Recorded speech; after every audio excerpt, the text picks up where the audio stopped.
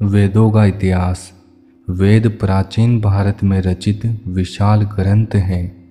इनकी भाषा संस्कृत है, जिसे वैदिक संस्कृत भी कहा जाता है।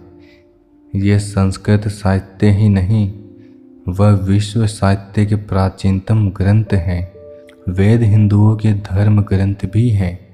वेदों को अपौरुषेय, जिसे कोई व्यक्ति जान नहीं सकता, माना जाता है तथा ब्रह्मा को इनका रचयिता माना जाता है।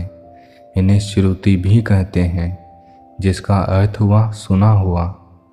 वेद शब्द संस्कृत भाषा की विद धातु से बना है। वेद का शाब्दिक अर्थ है ज्ञान के ग्रंथ। ये वेद 4 हैं, परंतु इन चारों को मिलाकर एक ही वेद ग्रंथ समझा जाता था। बाद में वेद को पढ़ना बहुत कठिन प्रतीत होने लगा, इसलिए उसी एक वेद के 3 या 4 विभाग किए गए हैं।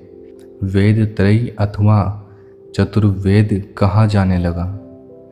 वर्तमान में विज्ञान शब्द वैसा ही चमत्कारिक है जैसा कि प्राचीन काल में वेद शब्द था।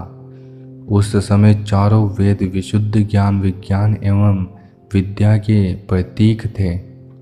सनातन धर्म एवं भारतीय संस्कृति का मूल आधार स्तंभ विश्व का अति प्राचीन और सर्वप्रथम वाङ्मय वेद माना गया है। मानव जाति के सांसारिक तथा पारमार्थिक अभ्युदय हेतु प्रकट होने से वेद को अनादि एवं नित्य कहा गया है।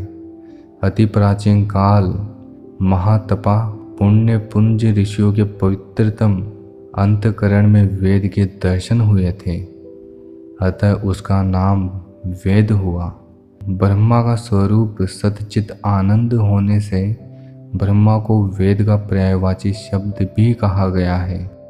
इसलिए वेद शब्द लौकिक एवं अलौकिक ज्ञान का प्रतीक है।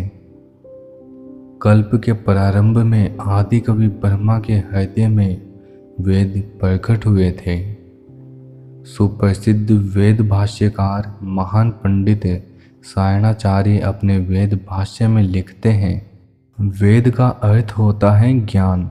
ज्ञान अनंत है, अतः वेद भी अनंत है। तथापि मांडुक्य उपनिषद की मान्यता है कि वेद 4 हैं: ऋग्वेद, यजुर्वेद, सामवेद, अथर्ववेद। इन वेदों के 4 उपवेद भी हैं। वेदों को उपनिषदों में बांटा गया। उपनिषदों की संख्या वैसे तो 108 है, परंतु मुख्य 12 माने जाते हैं।